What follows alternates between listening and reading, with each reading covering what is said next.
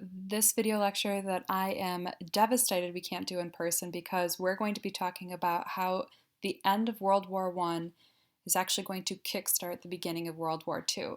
This is something that we could have spent hours talking about, so I'm really disappointed that we have to condense it to one 15-minute video lecture, but we will make it work. This should have been included in your 3-column notes, but I made the mistake of not giving them the first time around, so in order to not have you guys pay for my mistake, you'll notice that I added it to your Google Classroom notes, giving you the outline as I would have made it, okay? But that outline is based on this Prezi, and again, we are going to talk about the end of World War I, but specifically keeping in mind that the end of World War I is handled so horrendously that it's not going to so much end the first global conflict, it is really just going to make sure that the second global conflict is an inevitable disaster.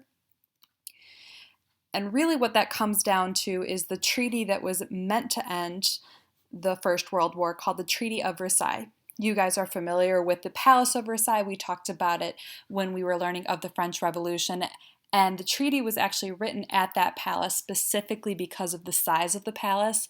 There were about 500 diplomats involved with the writing of the Treaty of Versailles, and so there were very few buildings on the face of the earth at the time that could have housed all of those people. So they chose the Royal Palace in France.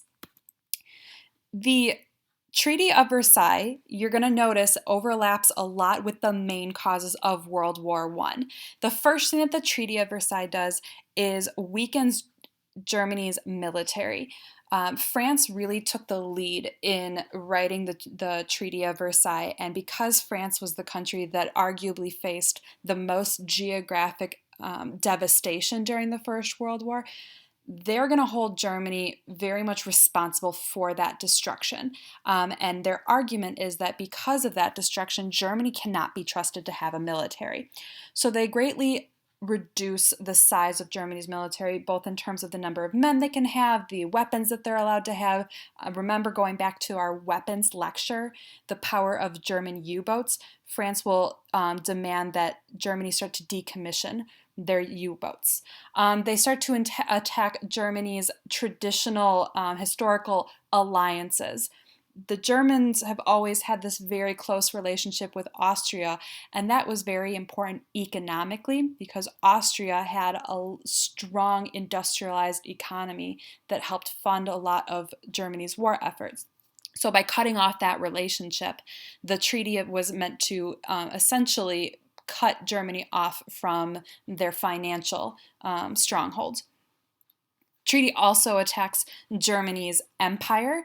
They're going to be required to give up any of the territory that they gained during the war, including territory in Poland and Denmark and Belgium, also the Rhineland, which is part of a piece of land that separates Germany and France, but also they required Germany to give up their territory even abroad, colonies that they had conquered decades, almost half a century beforehand.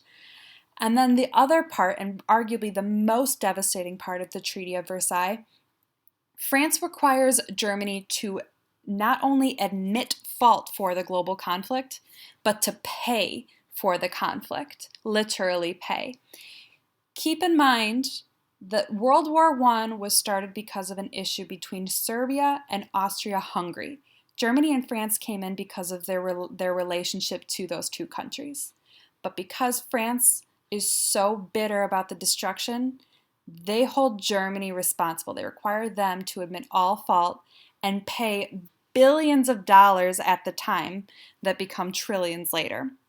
So the Kaiser of Germany, Wilhelm II, feels like he has no choice but to sign off on this treaty and end the war, which actually devastates the people of Germany. They felt like they could come back from the brink and come back and win this war.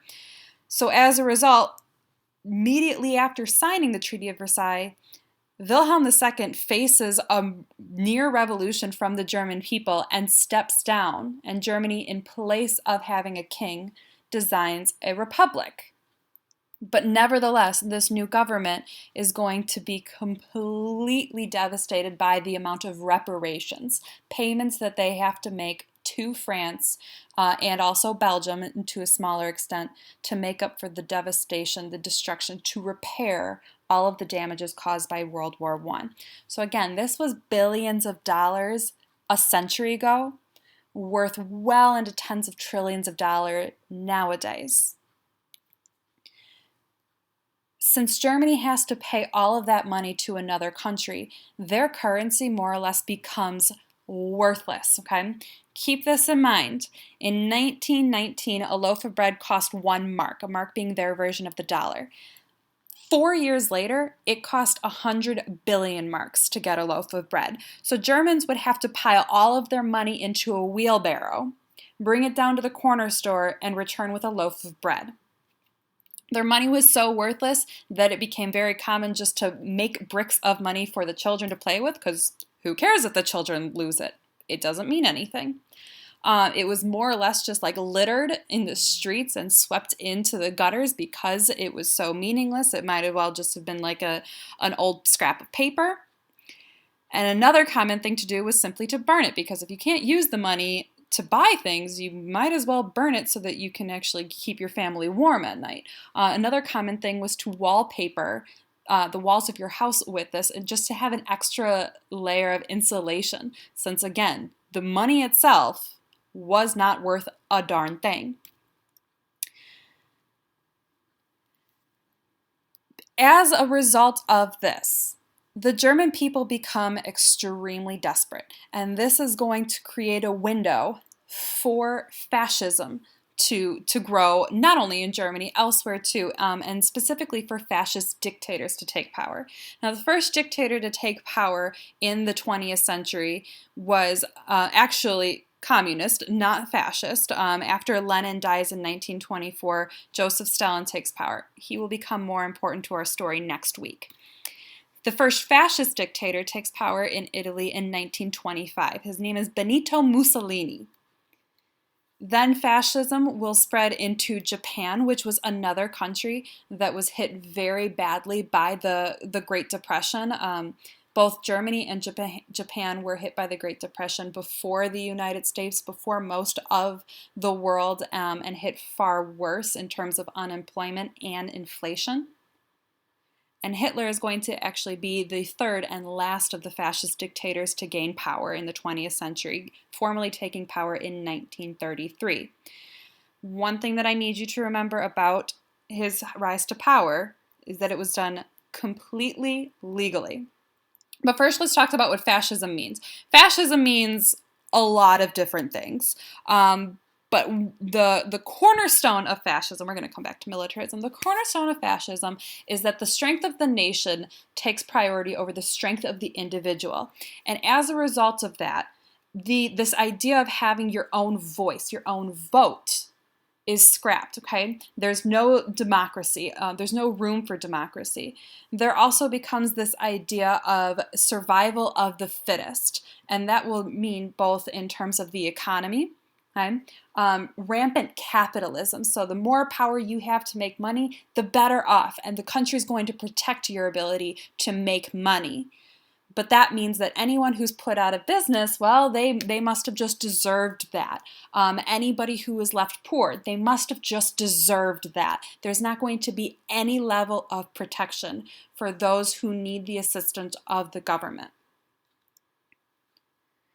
You have a much longer list of these signs of fascism, and this is also summarized in your notes, going back to this idea of nationalism over individualism. Not only will that lead to an attack on democracy, but that will lead to an attack on human rights in general.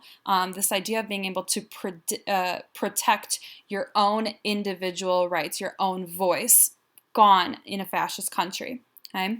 It will lead to significant censorship over the media, because and likewise a level of censorship on art and education, because in a fascist country, there's concern of the danger of individuals being able to think for themselves. You want individuals to only know what their government wants them to know.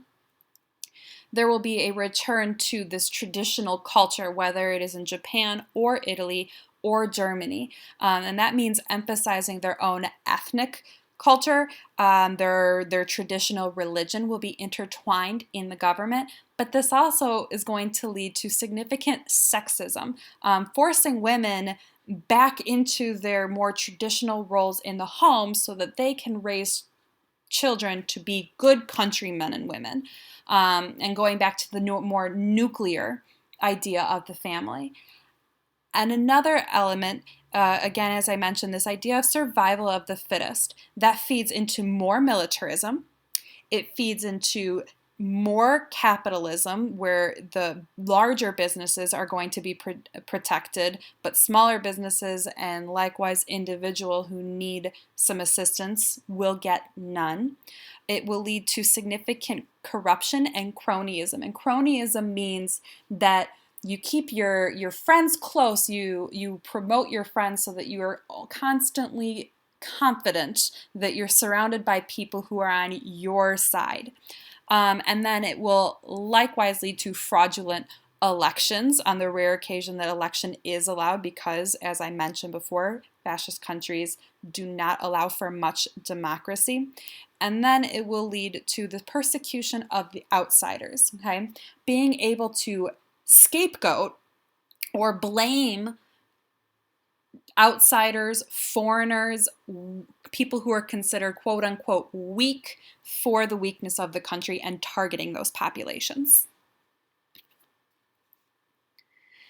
Hitler adopts these ideas very early on and makes a run for political power in 1923, and it does not work at all. In fact, in the process, he is arrested and jailed, at which point, while he is in jail, he writes Mein Kampf, or My Struggle, where he outlines his idea for the Nazi Party, and more specifically outlines who he believes is to blame for Germany's struggles at the time. So that would include communists, socialists, gypsies, Jewish people, anybody who has a physical or a mental disability, along with a much longer list of people. When he is released from jail, he continues this mission of running for office, and you will notice that the Nazi Party is represented by the light blue. It does not go well for many years. Most people think that Hitler is off of his rocker for these ideas that he is proposing. However, Germany has what is called a multi-party system. So in contrast to the United States, where we are allowed to vote for like independent parties, but more or less we vote Democrat or Republican. It is a two-party system. You will notice that there are 6 parties here, and there were many others that you could choose to vote from. So you don't need a majority of the votes to gain office in Germany. You don't need 51%. You just need more votes than the other 5 parties. So in the early 1930s, the Nazi Party gains power not by convincing a majority of the German population to support them, but only a third of the German population to support them. And that is important to note, that there was still 2/3 of the German population who disagreed with the Nazi Party, who disagreed with Hitler's position. But because he had more than the other 5 parties, he gains power. And within just a few short years after 1932 and after his official rise, World War II in Europe begins with him breaking the Treaty of Versailles and specifically taking back these locations that they were forced to give up, including the Rhineland, this piece of land separating Germany from France, returning to this alliance that Germany has with Austria, and then also attacking Czechoslovakia. And this is going to be the beginning of World War II.